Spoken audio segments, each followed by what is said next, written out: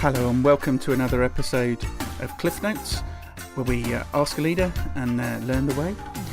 Tonight we're talking to Sam Watts from Make Real, the Director of Immersive Technology. Good evening there, Sam. Good evening, Tristan. How you doing? I'm good. Yourself? Yeah, very good. Had a big, exciting day today, which unfortunately I can't talk about just yet, but it's bringing a smile to my face. Sounds promising. You seem to have been doing well for good releases and good work, taking a review of your end of year posts. It's been a great year in 2016, especially in terms of VR and where we are at. There was a lot of hype around the technology, and I think this year is very much a year of realization, but actually making things happen rather than just blowing things up and making them bigger than what they could be. Cool. So you feel that sort of gaming sort of showreel piece has moved on and people are finding good practical applications for it? I think very much so, but also down to the fact that the commercial releases of the headsets with the actual Oculus Rift and HTC Vive and, well, to a certain extent, the Sony PlayStation VR all actually being available in the shops themselves to buy with warranties and everything else has made a lot of corporates and companies much more comfortable in getting involved with the technology rather than the sort of mess of cables and dev kits and constantly moving goalposts of the SDKs and everything. It feels more like a consumer product than a dev kit. Yeah, very much so. And now we just need to work on, well, not we personally, but the industry are working on removing the cables from the headset to the PC and making it wireless and inside-out tracking and a lot more user-friendly, accessible advancements coming this year and next year. Great. So maybe you could just cycle back and give us a little introduction of who you are and what Make Real are up to. So Make Real, as a company, was a rebranded 3D department of Make Media Limited, a company who's existed in Brighton for about a decade now. And the purpose of the rebranding was to focus upon our emphasis on immersive technologies, whereas Make Media's main focus is web and big data. So it was just a lot clearer from a marketing and sort of online presence exactly what the two sides of the company did. So Make Real, the 3D team, have been working with simulation for a decade as well, starting off in the construction industry and full flight training simulation side of things. And about 2012, when the Kickstarter for Oculus Rift came about, and cheap, high quality, low cost virtual reality headsets became a viability, we sort of pivoted into focusing much more onto the what we call capital VR as opposed to the lowercase VR, which is what we used to do with the big screens and multi-channel projectors and very large space-consuming installations. That brings me back to my university days of reading Myron Kruger's Artificial Reality 2 and dreaming of building my own caves. Yeah, I did go into a cave in '97 in Salford Uni and shutter glasses and a bit of VRML running, and I thought this could be the future, but it gives me a really bad headache. And when the Oculus Rift first came out and first got announced, and obviously today computers are much more powerful and 3D graphics are fully textured and lit and everything else in real time, much more believable, then we've actually got to the stage of what we wanted with sort of matrix levels. Yeah, reach the future. So you're a wholly separate company now, rather than just a department. So you've got your own focus on this area. Is that right? Yep, we are still part of Make Media, but we are operating and we treat ourselves as a wholly separate company. with our own goals and objectives and targets and deadlines to work towards in terms of growth and partners and client base. And we've gone from a couple of small scale little VR projects to sort of working into sort of 7-figure targets and very large amounts of budget per project, and probably about 75-80% of our focus is now entirely with AR and VR projects and clients. Okay, so I mean, if there's I'm working with a client or the sort of corporate listening companies to this. I mean, what sort of an engagement, or I mean, what's a typical sort of length or sort of scale of engagement, just to give them an idea of what does it look like if they wanted to engage in something like this? Well, there's a big common misconception around 3D, and especially with virtual reality, because everyone assumes it's going to be very expensive and it's going to take ages to create. But typically, our projects and products that we work on with clients and partners generally last between, I would say, 4 and 6 months. Some are a bit longer and a bit larger. And then some can be very quick turnarounds, where we've done a couple for EDF, for example, where we started on it the first day back from New Year and it was delivered at the end of January. Right, so they become much more rapid. It's not that you have to have an R&D budget and set someone aside for a few years and wait for something to come back. No, the technology is moving very quickly, and we do a lot of R&D on the fly, and where we can incorporate R&D into the budget. But we've been doing R&D with VR for the past 4 years now, so we don't call ourselves experts, because with the pace of the technology changing, nobody can really be an expert. But we are certainly specialists and very knowledgeable in terms of design of what does and doesn't work. And we'll work with our partners and clients to ensure that they are getting the best value for their money, but also making the most appropriate use of the technology. And it's not just using VR for VR's sake. Indeed. So I mean, if some of the partners I work with are very experienced sort of CAD and CAM users, or work with sort of 3D scanning software to sort of prototype and then work up parts for production. Is there some sort of crossover? I mean, can some people who have libraries of parts and are looking to get more into a space and more interacting with them, is there a possibility to sort of transition that work? Yeah, very much so. A number of our partners, they will provide us the schematics and CAD models of their products that we will take straight into VR. There's generally a fair bit of optimization needed, because we don't necessarily need to have it so that every individual bolt and nuts can be interacted with. The meshes can be simplified and optimized down for lower poly counts to ensure we hit our frame rates. But it obviously depends how detailed and what levels of interaction they want, really. But we would much rather work with existing accurate CAD models rather than having to take a series of photos and actually create, the 3D content from scratch. Okay, that makes sense. So, I mean, could you give us a bit more detail or sort of around an example that you found has worked well, or something you've been working on?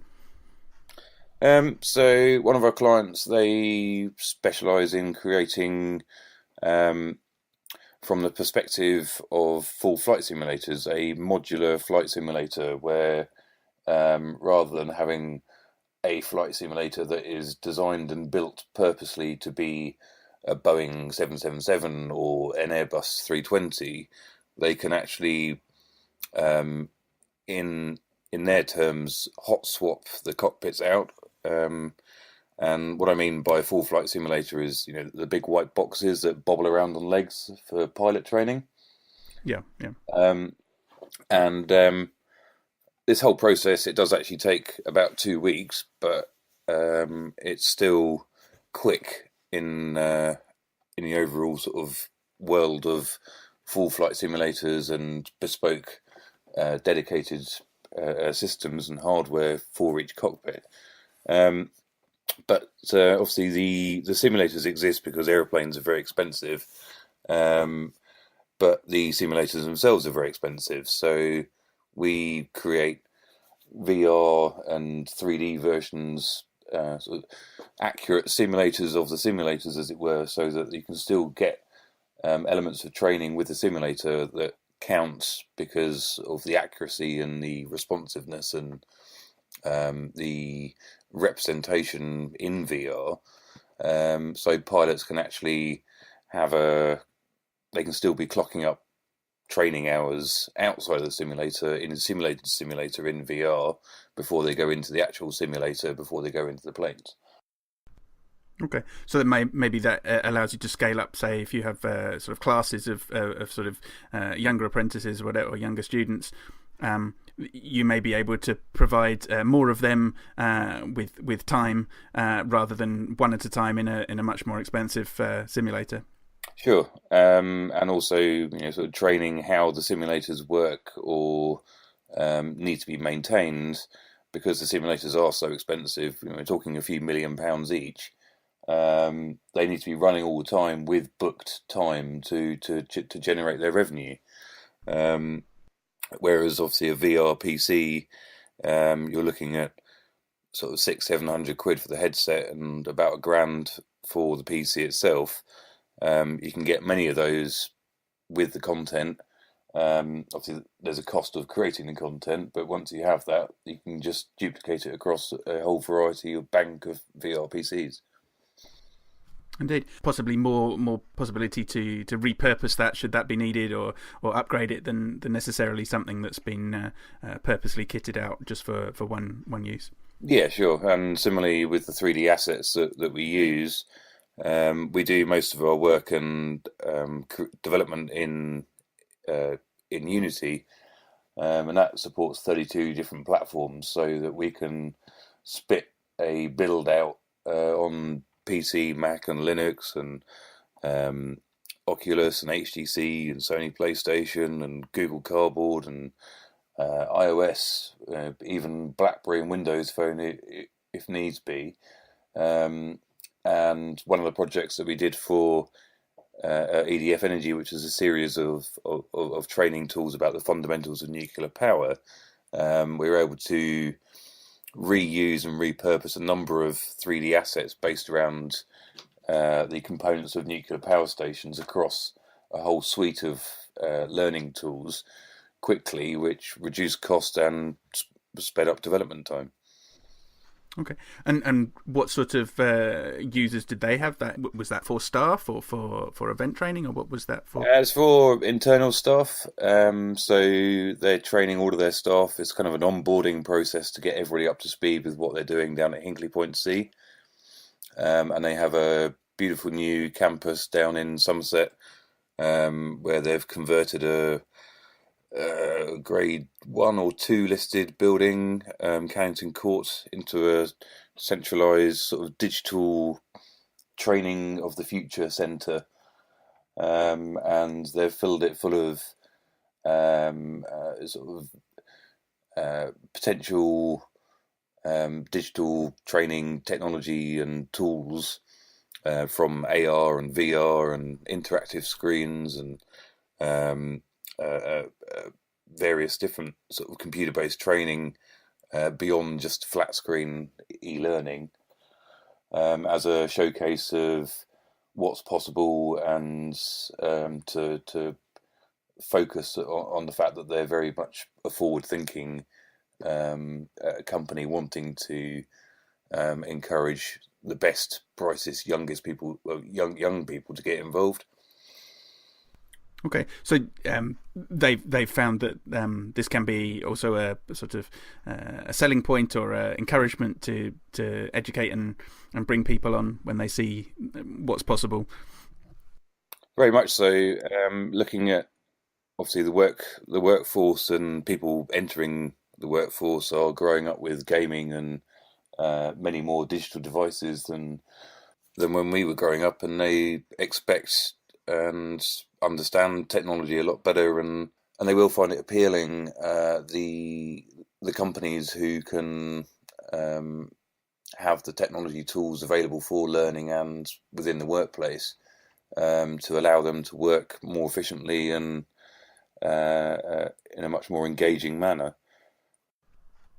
Indeed, I mean, just that hands-on nature must give much better return to people's retention, and especially for areas that are more sensitive or you wouldn't normally get to interact with until you were much further into a training program.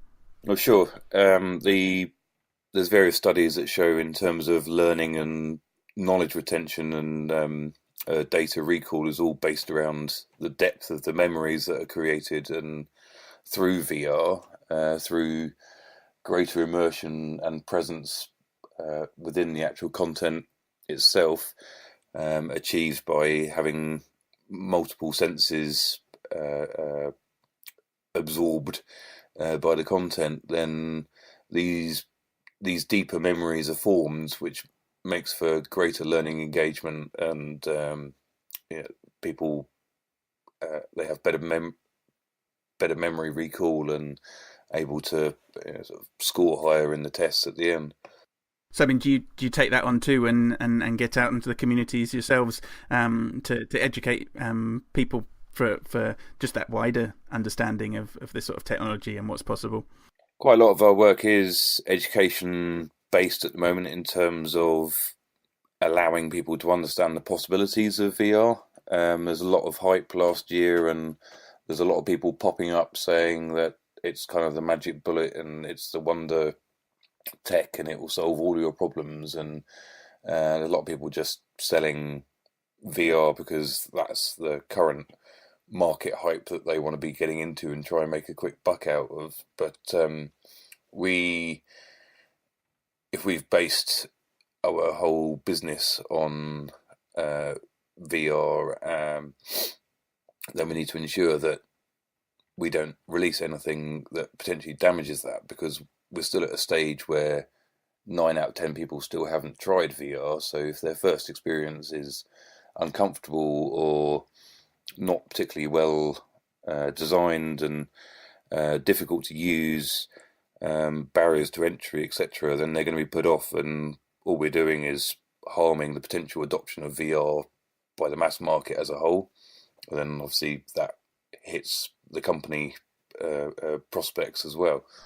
So we do a lot of education in terms of what is VR, the different types from Google Cardboard to Gear VR and the mobile VR side of things, up to Oculus Rift and HTC Vive, the room scale, sort of full VR as it are, and what it can and can't be, well, mostly what it can be used for. And we'd always work with each client and partner to ensure that what they want to achieve is actually enhanced and achievable realistically and effectively by using VR. Okay. And you're just saying then that this stuff is you must be taking it on the road and carrying it around, and something that is the size of a sort of PC and lenses must be fairly portable. Does that mean it sort of it can lend itself to sort of trade shows and being taken around, or is it an office-based tool? I mean, well, there are VR ready laptops these days. We don't have any yet, but they're you're kind of looking at a couple of £1,000 for one of those. But there are small form factor PCs that are VR ready, and we have a flight case, Peli case system where it's got 2 layers, one which the PC and keyboard and mouse and various sensors and tripods and gubbins fit into, and then the top layer has the Rift and the Vive and controllers in it, and it's fairly portable, but it's very well protected for going abroad if necessary, or we do a lot of travelling around back and forth with London and down in Bristol and wherever clients and partners may be to do a demonstration. Um, and it is fairly. It takes me 20 minutes to set up, but it is much better when you can actually dedicate a space to it and have the sensors mounted to walls rather than tripods that can be easily knocked by people watching, etc. So, I mean, if I was taking it to a manufacturing event at say, Birmingham NEC, it's the sort of thing that you could run on a stand, but it's going to be more efficient if you've got a fixed space. Is that the? Yeah, well, our very first project was for our very first VR project was for RS Components when they were first launching in China back in 20. I think the actual event was 2014, um, and we created a four-player network racing game that was their booth attractor, and we worked very closely with their booth designers and booth organisers to incorporate the technology so that it would be out of sight, minimal fuss, easy to set up, easy for the brand ambassadors and booth operators just to get people in, make the experience very simple to understand and very easy to use. So there's no complicated controls or anything they had to describe. And overall, it was designed around 5 minutes from a booth attendee sitting down, having the experience, and then taking the headset off and leaving again. And that was 5 minutes in and out times four. So it was very, very popular. It was so popular that the organisers of the trade show, Electronica, were threatening to close down the stand quite often because of the crowds of people waiting to have a go. That's great. And I mean, are they then? I don't know whether that would come back to you, but do they getting some good brand feedback and stuff afterwards, rather than just people come along to play a game and they think they've just played some PlayStation or whatever and walked away again?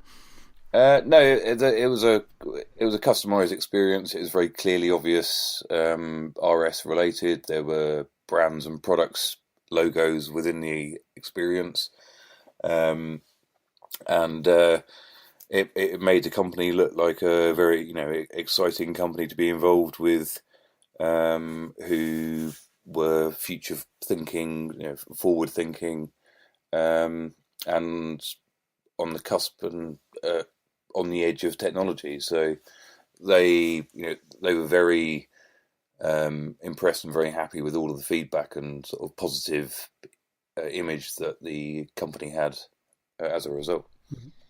Mm-hmm. And I mean, have you found? You said you're doing some sort of research and things around this. I mean, is there a sort of age, or is there a lower or upper limit, or does it work sort of better with? Is it just for kids, or can 30, 40, 50-year-olds is quite happily use this sort of system? I get equally harassed by my young niece and nephew to have a go with the latest kit whenever they come over, as I do by my 85-year-old grandma, who has tried everything from DK1 to DK2 to commercial Rift and Gear VR, and Sony PlayStation. I think there's always going to be a challenge when something looks very techy. So we have also done some work with McDonald's to help them promote the educational side of things and their supply chain, and driving a big truck around the agricultural and countryside shows to encourage young progressive farmers to get into their educational program and become suppliers in the future. We have a virtual reality based competitive potato harvesting experience, which it's aimed at the younger people, because they are the ones who they want to get into the education side of things, and you get a lot of mums and dads looking at it and they see the kids being very excited about it, and they're kind of like, oh, it's gaming, it's for the kids. But then it depends upon the nature of the show. You get just as many adults who are also similarly excited by it and want to have a go. So it really comes down to your expected attendee sort of mentality and technology friendliness, I guess. And then just taking it a little bit wider, then I mean, this is a sort of it's not just a thing that's happening in the UK. It's sort of a worldwide product and sort of worldwide releases, sort of scales of things. Has do the sort of changing landscape of the world, or is there sort of better or worse parts of the world that are picking up this sort of technology and working with it? I think there's a lot of investment opportunities in America, especially obviously around Silicon Valley. There's a lot of VR startup companies over there, but then I think they're a lot more VC investment orientated in terms of how businesses operate, quickly get a value and get investment and expand and hopefully not become a unicorn. But India is very popular, but China's absolutely huge and massive VR market now. And it's just the usual case of how do you do business in China and whether you have access to Chinese companies who have publishing capabilities, etc. But there's one area in terms of getting around the problem of VR in terms of the potential space requirements and smaller homes and costs of bringing it home. China has is certainly leading the way in terms of the virtual reality arcade concept, where whereas we think of arcades dying out and none, well, maybe one still being in existence on West Street with a sorry selection of cabinets, but the VR arcade with dedicated spaces and 3x3 meter play spaces mapped out, buying a time slot to experience the latest VR technology is very much a solid business at the moment. So almost like a karaoke experience, sort of pay for a room and go and experience a ride, sort of thing. Yeah, pretty much like a theme park. Very much that kind of idea. Some of them just have games that are available for the home market, but then there's some larger ones such as The Void, where they're actually creating huge, multi-million bespoke content experiences based around Ghostbusters or various other film properties. So there is very much a sort of growing sort of gaming space, as well as the sort of the commercial sort of applications of it to sort of take on and work with the sort of the home consoles and things. Is that where it's going to? Well, there's been a very large push with gaming since the resurgence of VR. I mean, we have to remember, obviously, this is about, I think, the third or fourth cycle of VR. It's not anything new, really. It's just cheaper, faster, better. But there's certainly a big push for gaming, but I think most of the analysts predict that by 2020, gaming may well be only a quarter of the market. It's very difficult to make money in the gaming sector for VR at the moment, just because of the relatively low user base overall in terms of installed units. PlayStation have announced recently that they are close to selling 1 million.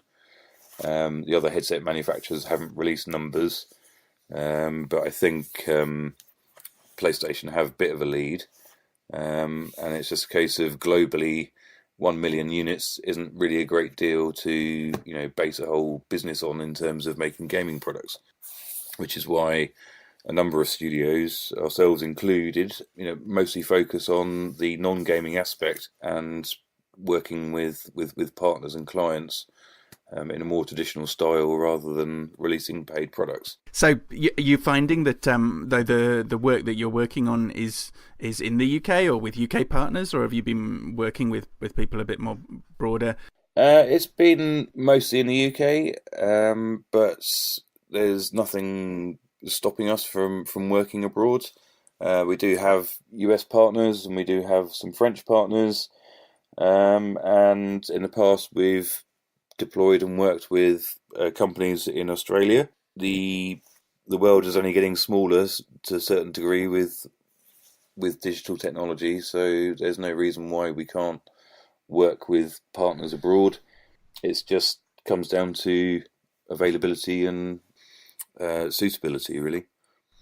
Mm-hmm. So you haven't suffered from any sort of import-export issues or sort of licensing issues that sort of slowing you down or sort of affecting the stuff that you're seeing?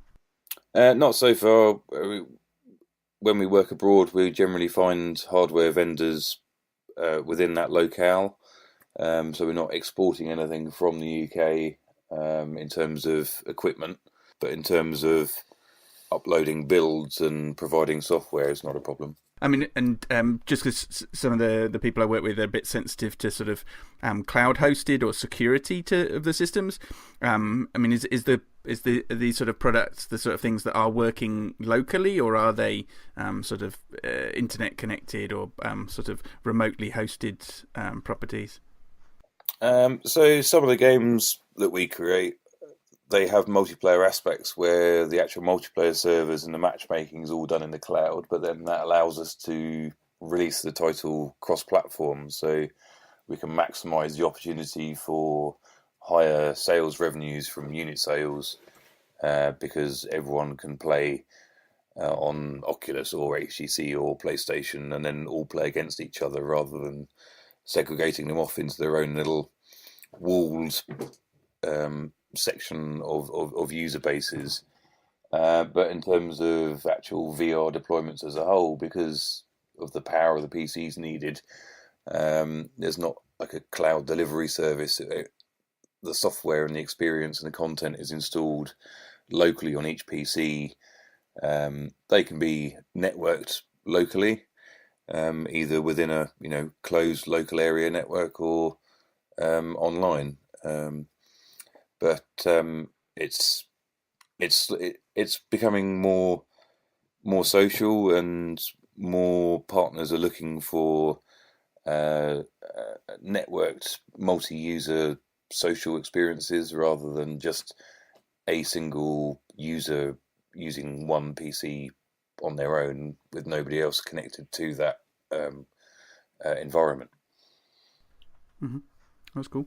And so what are you seeing as the just a sort of last point of sort of looking a bit further out? I mean, what are the sort of horizons, or who's doing some sort of cutting edge stuff? Well, most of the sort of emerging sort of interesting stuff at the moment is based around the hardware, and as I say, removing the cables and making it wireless, and incorporating some of the Microsoft HoloLens technology into VR headsets, so they have inside-out tracking and they can actually scan the room and work out your position rather than having to have sensors or laser base stations causing extra clutter and allowing things to be untethered and the user to be more free. And then improving controls, and Facebook are looking at haptic gloves and much more natural hand input, or just improving overall ergonomics and reduction in size, and then whether to increase the field of view, because research shows that peripheral vision and fast moving content there is what can cause nausea, but people want wider fields of view. But then it's that sort of battle of beating the sort of stigma of VR causing sickness. The technology itself is pretty much there in terms of defeating that. A lot of sickness now comes down to badly designed experiences. But there's a range of technical challenges ahead.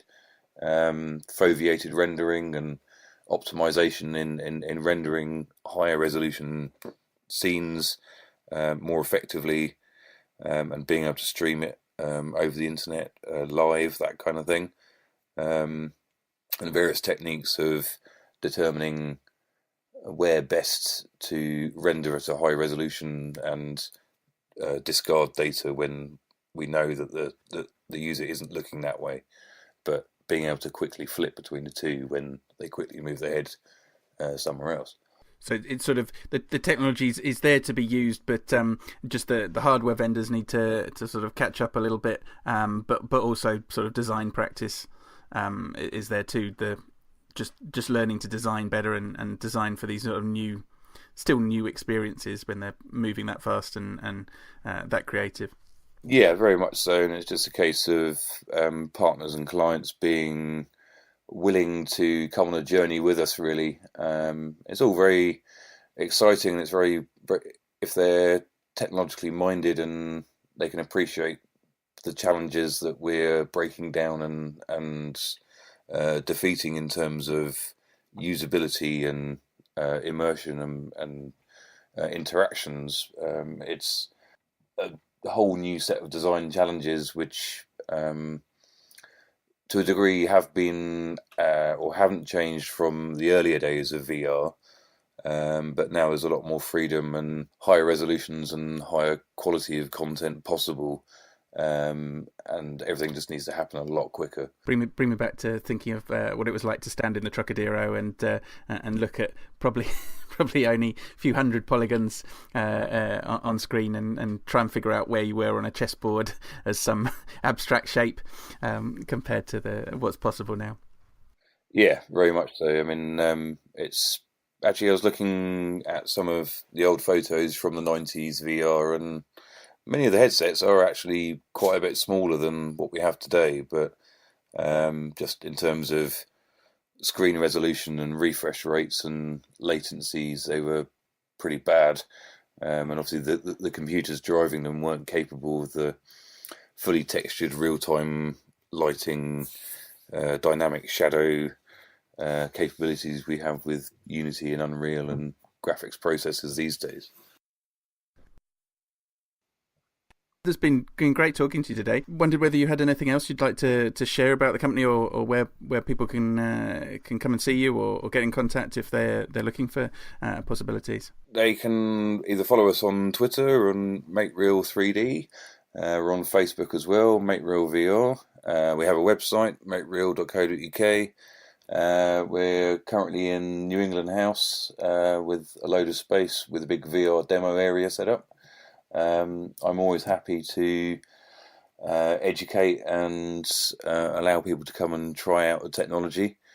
Or you can find me at a variety of VR-based Brighton events.